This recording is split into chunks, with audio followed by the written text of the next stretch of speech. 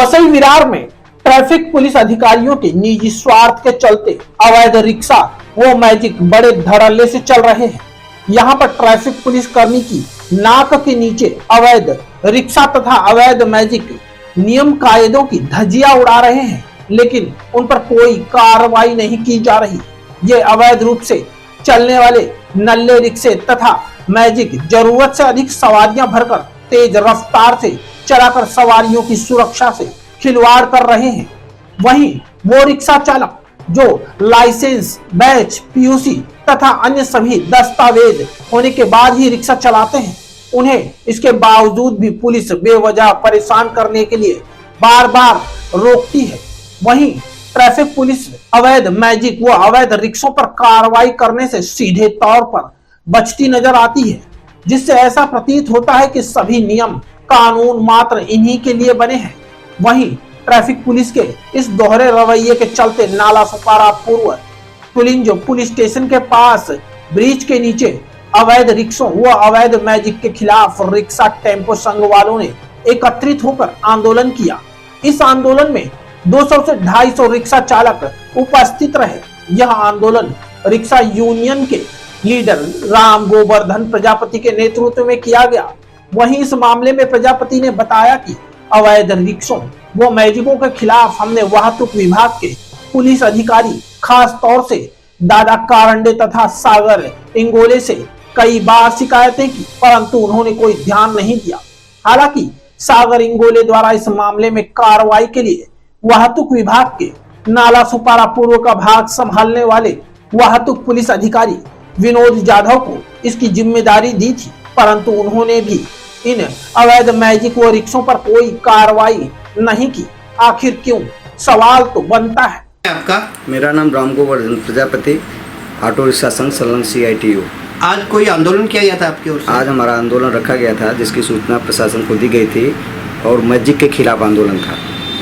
क्या मामला था मैजिक के खिलाफ? ऐसा है कि गौराई नाका है, वहाँ स्टैंड है ऑटो रिक्शा का, वहाँ से कम से कम 40-50 मैजिक वाले होते हैं जो लाइन लगा करके रिक्शा वालों को, पहले तो सुबह में रिक्शा वाले कम आते हैं, उनको भगा देते हैं ज़बरदस्ती और वो लाइन लगा करके वहाँ से रिक्शा चलाते हैं।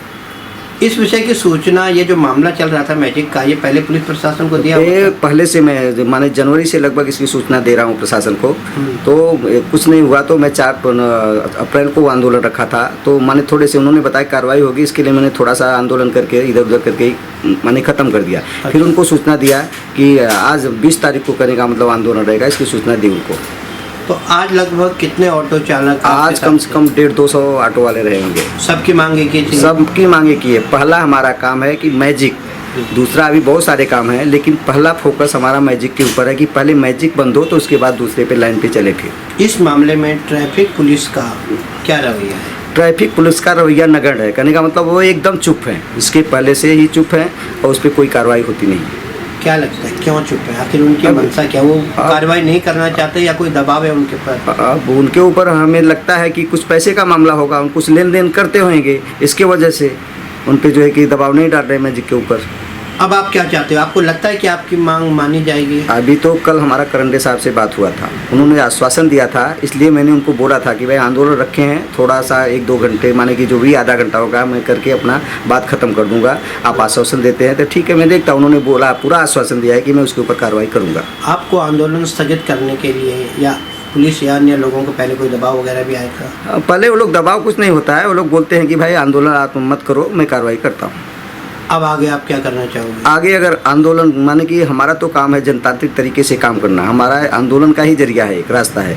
अगर वो काम नहीं करेंगे तो और जोरदार आंदोलन RTO के ऊपर करेंगे और जहाँ कर रहे हैं वहाँ भी करेंगे। हमारे चैनल के माध्यम से अन्य लोगों को क्या संदेश देना चाहोगे? मैं आपके चैनल के माध्यम से ये संदेश देना चाहता हूँ वहाँ पर कि और पत्रकार लोग रहते हैं जो कि करने का मतलब हमें लगता है कि उनकी मिली भगत है, कुछ पैसे मिलते होंगे, इसलिए हमारा संदेश, सही संदेश, हम सत्य की लड़ाई लड़ रहे हैं, हमारा संदेश सत्य की विजय के लिए जाना चाहिए। और पत्रकार लोगों से हमारा विनती है कि हमारी लड़ाई का जो सही तरीका है उसको दिखाना चाहिए।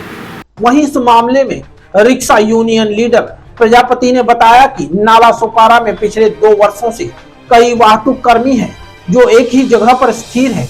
उन्हें पता है कि कौन सा रिक्शा अवैध है और कौन सा वैध, कौन सी मैजिक किसकी है तथा किस अवैध रिक्शा तथा मैजिक से कितना हफ्ता लेना है। इसके साथ ही प्रजापति ने बताया कि मौजूदा समय में जिस चौराहे व स्थान पर ट्रैफिक पुलिस कर्मी है उनका तबादला कर देना चाहिए तथा हर चौराहे पर रोजाना वाहतुक पुलिस कर्मी बदलना चाहिए। 2-2 साल से एक ही जगह पे हवलदार रहते हैं, उनको सब नॉलेज रहता है कि कैसी गाड़ी चल रही है, क्या है क्या नहीं है। तो हमें तो सीधा लगता है कि पैसा उगाई होती है, पैसा लेते हैं, इसकी वजह से उनका वहाँ से हटना मुश्किल हो जाता है। 2-2 साल से कहाँ पे मतलब हवलदार है? ये देखो ब्रिज के नीचे संतोष भवन और सेंट्रल पार्क इधर एरिया पकड़ करके सब हवलदार 2-2 साल से 1.5 साल से उधर पड़े हुए हैं। एक ही स्थान पर 2-2 साल से? एक ही स्थान पे। उनके ऊपर कोई कार्रवाई नहीं होती? उनके ऊपर कुछ नहीं होता है, और अगर हम कुछ बोलेंगे तो बोलेंगे कि हमको हटा दो, कुछ भी कर दो, हम तो फकीर हैं, ये हैं, यही सब निकालते हैं वो लोग।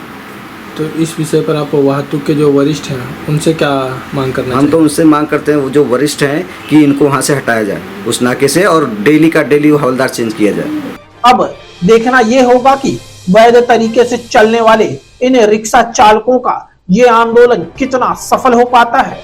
वहीं अब यह भी देखना होगा कि इस आंदोलन के बाद वाहतुक पुलिस अवैध मैजिक व रिक्शों पर कार्रवाई करती है या नहीं, या फिर अपनी जेबें गरम कर सड़कों पर अवैध मैजिक व रिक्शों को दौड़ने देती है। नाला सुपारा से क्राइम रिपोर्टर्स टीवी न्यूज की एक रिपोर्ट।